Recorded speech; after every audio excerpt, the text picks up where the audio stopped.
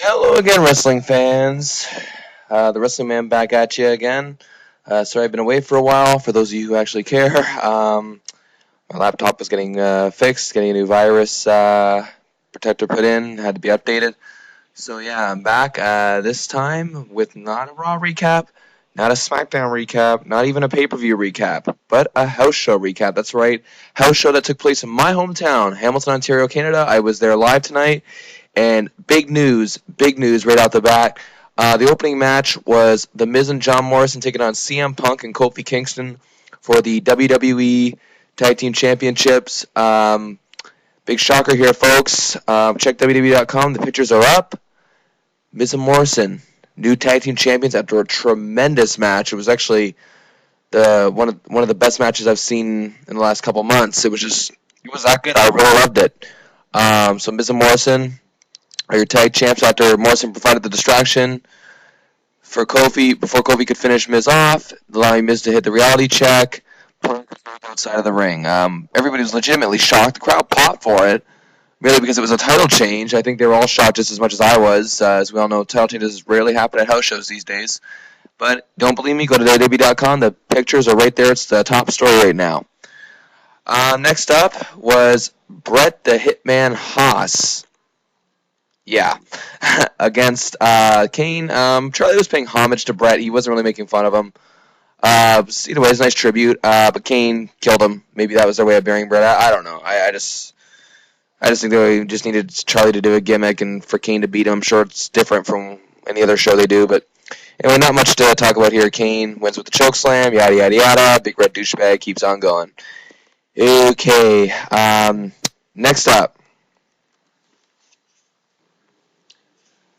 Shelton Benjamin defending his United States Championship against, I'm just saying, Hurricane Helms. Another really good match, back and forth.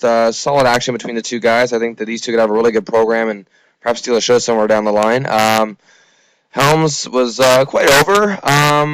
For someone who's had trouble getting over since the Hurricane gimmick was dropped, the superhero gimmick, I mean, Helms has done a good job in the last couple of weeks. That Pop thing, I think, really, got him built up a bit, and he got a really good reaction from the crowd. Didn't get the biggest pop of the night, but still, they were reacting to him, so that's a good sign. Shelton wins it with the Exploder, the Pater, my bad. That was Exploder was his old move. It was just a tremendous back and forth match, about just over 10 minutes, I'd say. Next up, Divas. Eve Torres and Kelly taking on Beth Phoenix, the Glamazon. And, of course, Maurice is her partner. I gotta say this, guys, Eve is terrible. Terrible. Send her to Florida. She is bad. Her timing is just way off. Thankfully, Kelly and Beth Phoenix carry the load enough. Kelly wins with a roll-up on Beth.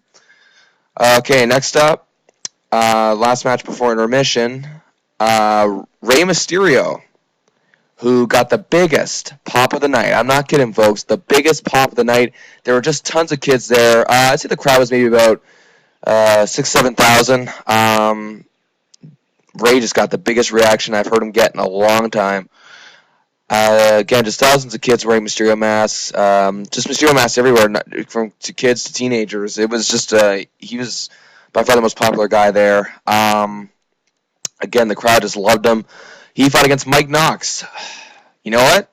I don't like Mike Knox, but Ray managed to make him look decent here. I got to give Ray credit where credit is due, much like he's done with Kane lately. He made Knox look really effective here. Ray got pounded on quite a bit during the match, and Ray won with a 619 top rope splash combo.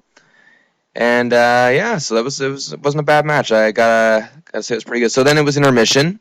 But before the intermission, Santino Marella, the Sullivan, makes his way out and says he's gonna treat us to a wrestling exhibition. Santino was way over here as a babyface in Hamilton. There were Santino shirts everywhere. I bought one myself. I am now a proud owner of a Santino Marella shirt. He says he challenges someone to a wrestling exhibition. Of course, the Boogeyman music hits. He gets a big pop. He comes out of the crowd. Before anything can happen, they kind of stand still in the ring for a second.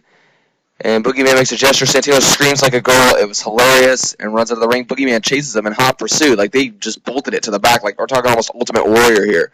It was pretty good. It was not a bad segment. Short and sweet. So then the SC intermission came. They came back. And the 3 title matches. First off, Matt Hardy versus Jack Swagger. This was just boring. I don't really see why we should have to go through a main event program with these. It wasn't bad. The match wasn't bad. It was just really, really boring. Just did nothing for me. It was tolerable, but still just really boring. I was just uninterested. It went way too long. It went about 13 minutes, I think. Next up. Yes. WWE Championship Edge against Jeff Hardy. Tremendous matchup, as always.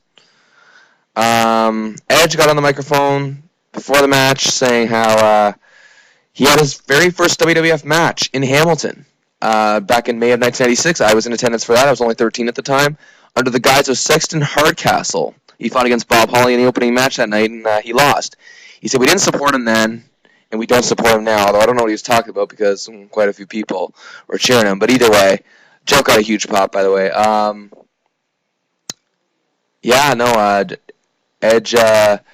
Edge goes on to call Hamilton hell. He says he's living in hell, and he beats Jeff after Jeff's on the top rope. He goes for that thing where he springs off the second rope and then kicks you in the corner while you're down. But Edge caught him and then dropped his face in the exposed turnbuckle, which the referee didn't have time to repair. And Edge hit the spear for the win, and it was a nice back and forth action, though, and some good hard-hitting spots.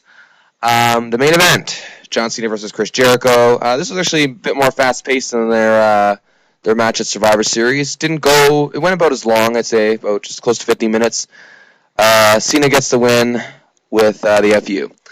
Again, overall, good for a house show. Probably the best house show I've been to in I don't know how long. Probably since the early 90s. It was that good. All the matches were solid. All the performers did well. And that title change really just, I think, made the night for me, really. And it was the first match. But either way, all the matches were really good. Even the ones that weren't good, like the Kane one that was short at least. Even the lackluster ones like the Matt Hardy Jack Swagger match. Tolerable, but just really boring. But yeah, no, it was a good show overall. I really hope that he comes back to Hamilton because that was a really tremendous show. Much larger crowd than they've had the last 3 or 4 times they've been here, and so that just sets up for Armageddon tomorrow, which looks like a good show on paper, and I'll be back with a review of that. Until next time, this is the Wrestling Man saying, JB all blows. Good night, everybody, and Joey Styles, you are my hero.